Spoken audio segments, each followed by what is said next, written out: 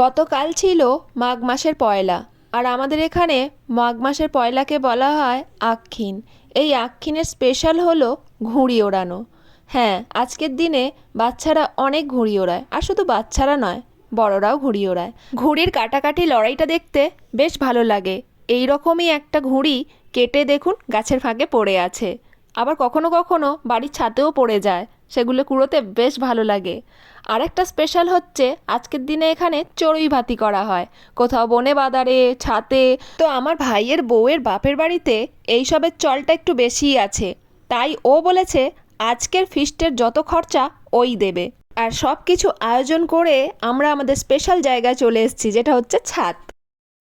পেঁপে দিয়ে খাসির মাংস, কাঁচা লঙ্কা। কে বানালো রে? আমার শাশুড়ি। আর বিরিয়ানি কে বানালো? আমি। বিরিয়ানি স্পেশালিস্ট আমাদের। আমি হচ্ছি রায়তা স্পেশালিস্ট, রায়তা বানিয়ে নিয়ে চলে এসেছি। আজকে কলা পাতায় খাওয়া হবে।